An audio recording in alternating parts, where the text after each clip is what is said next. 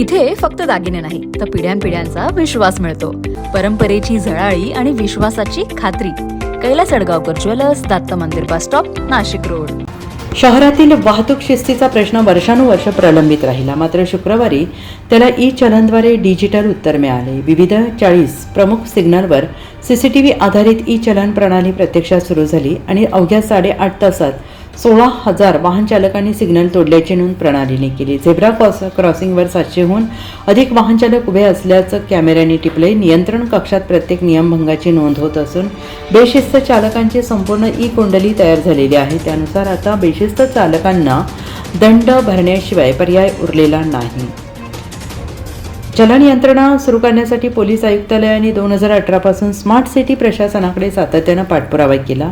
2024 आणि 2025 मध्ये पोलीस आयुक्त संदीप कर्णिक यांनी ठेकेदाराची कानउघडणी केल्यानंतर कॅमेऱ्यांचा लाईव्ह फीड नियंत्रण कक्षात उपलब्ध झाला. शहर आयुक्तालयाच्या थेट नजरेत आले.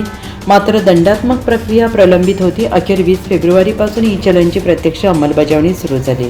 वाहतूक विभागाच्या पोलीस उपायुक्त किरीथिका, CM सहाय्यक आयुक्त अद्विता शिंदे आणि गुन्हे शाखेचे संदीप मिटके यांनी नियंत्रण कक्षातून प्रत्यक्ष आढावा घेत कारवाईला गती दिली. सिंहस्थाच्या पार्श्वभूमीवर शहरातील कॅमेरे कार्यान्वित असतानाच ई चलन प्रणाली जोडल्याने वाहतूक व्यवस्थापनाला बळ मिळालेलं आहे. त्यामुळे कॅमेऱ्याने आता पोलीस नाहीत ही सबब संपवलेली आहे. पोलीस नाहीत प्रत्येक चौक डिजिटल नजरकैदेत आलेला असून नियमभंग करणाऱ्यांसाठी दंड अटळ झालेला आहे. या कारवाईत झेब्रा क्रॉसिंगच्या नियमभंगावर विशेष लक्ष देण्यात आले. मागील आठवड्यात 13,660 वाहन चालकांनी झेब्रा नियम मोडल्याची नोंद असून शुक्रवारी दुपारी 4:30 पर्यंत 746 जणांचे उल्लंघन केले.